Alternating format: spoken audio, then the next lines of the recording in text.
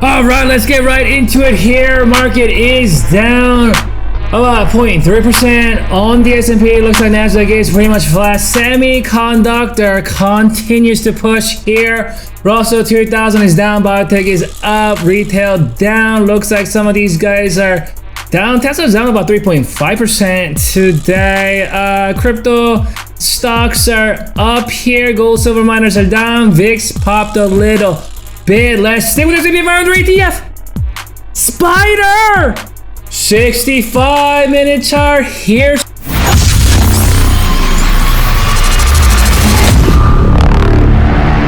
So this is where we closed yesterday, and as you can see, we actually saw a down gap here. This is where we closed. We gap down. That gap was filled on the first hour, second hour, and once the gap got filled, obviously it acted as a resistance the entire day, as you can see here, right? So it's a good thing that gap was filled, that we don't have any open down gap for the bears to have that establish any kind of command center. So at least that down gap is completely filled. However, on the fourth hour, as you can see, the micro term on the third hour, you see that long lower wick here. So on the third hour, that micro term acted as support as it did yesterday, and you see that long lower wick and the hammer candle. However, on the fourth hour, we broke below the micro term moving average. Ladies and gentlemen, this is the first time since the entire month of May that we're currently witnessing the micro term moving average is now breached. That's the micro term. Once the micro term was reclaimed with that gap up that happened on May 2nd, ever since then, the micro term moving average was acting as support on every single turn, as you can see, and it was faithfully supporting the buyers. But when things got a little too hectic, because as you can see, you see my arrow here, it's starting to hit more and more without the follow through, right? That previous swing low here, that's 528 or so, that swing low acted as support, and we do see that last hour ramp, and we do have what it looks like a tweezer bottom. Perfect. Right? So exact same size, length, candles here, but different color. So you got the red color bearish candle, and we have the green color bullish candle, exact same length, right? You can see the bottom and the top. So that's definitely a textbook tweezer bottom candlestick pattern that needs a follow through. So what's going on right now is we're still underneath the micro term moving average, and bulls are desperately seeking to reclaim that micro term, because if the bears are reprogramming that micro term moving average, because last time when the micro term was lost right here, you can see we did have about 2 days of downturn, and this was a Fed induced shenanigans. But even then, you can see bulls never able to close above the micro term on a closing basis for the day. So if the micro term doesn't get reclaimed, you allow the bears to reprogram that micro term to support the sellers. So, I mean, I think people are very optimistic with the NVIDIA positive the reaction here after hours today. I think it's up 5% or something like that. Maybe that's gonna get some people going, and we might have futures up or pre-market.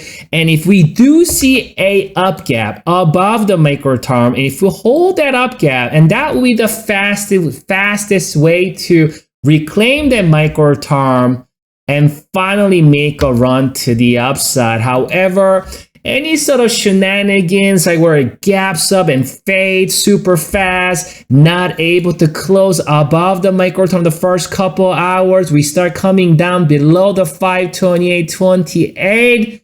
Bears are going to keep that oscillator curling down. It's gonna start to act as resistance.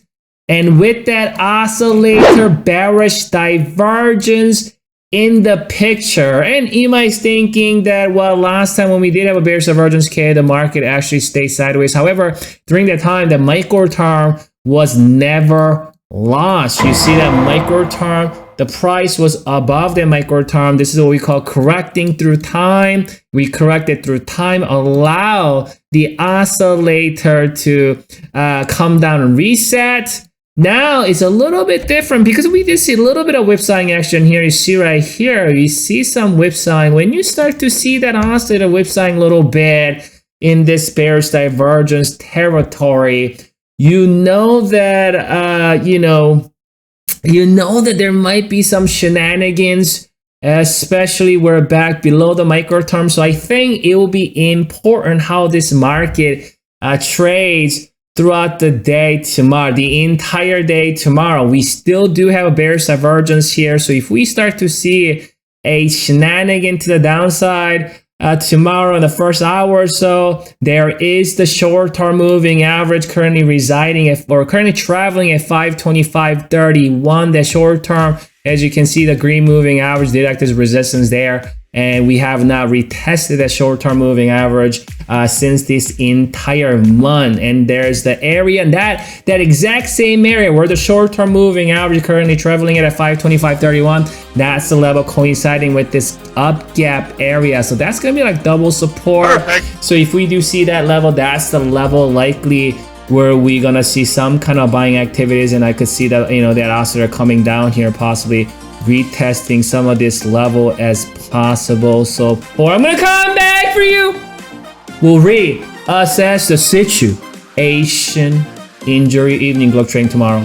And right now I'm running a promo. So if you sign up to yearly, it's gonna run you about $60 a month. So I'm gonna be looking at 65-minute chart here, and I'm also gonna be analyzing the daily, and then at times I'm also gonna be analyzing weekly chart as well, so you can see that daily.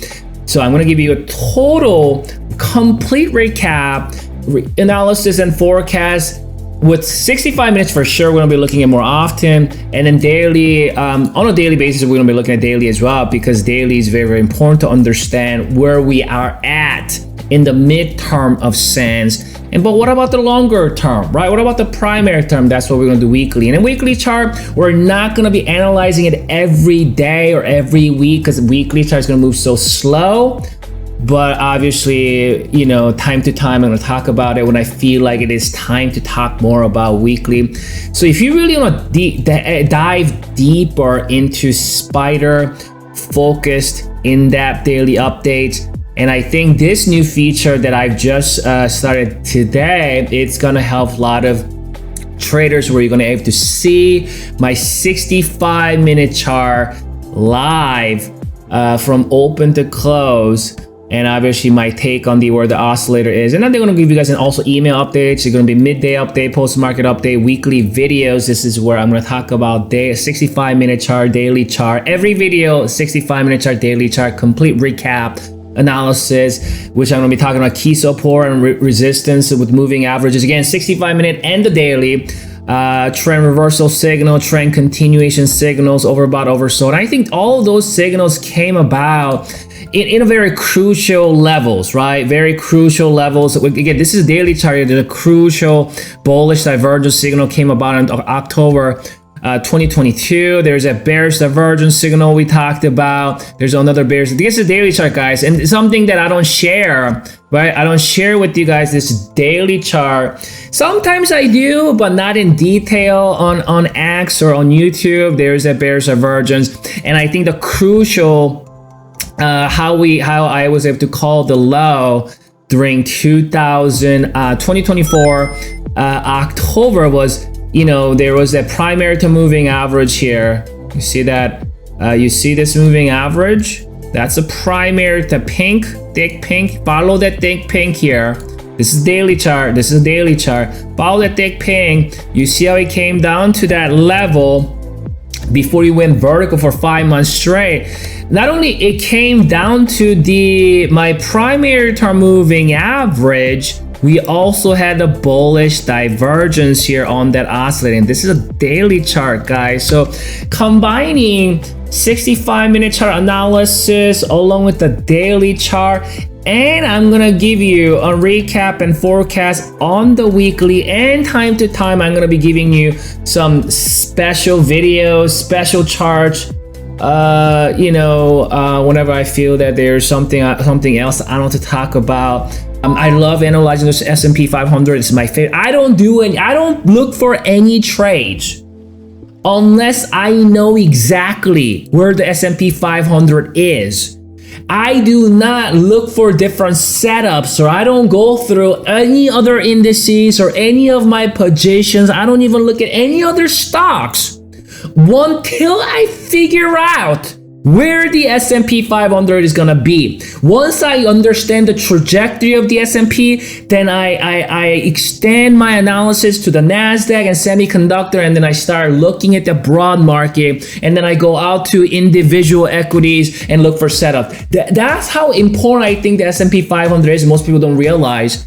Right, that's why most people, they don't realize, well, when they should be short, when they should be going long, when they should be shorting. So they just do both, right? They're always shorting and long, any given moment, because they don't fully understand.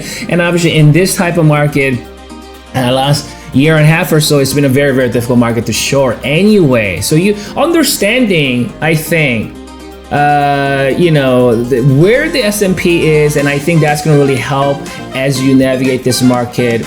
And hopefully I can able to, navigate this market with you and equip you as we all trying to be successful in a stock market here.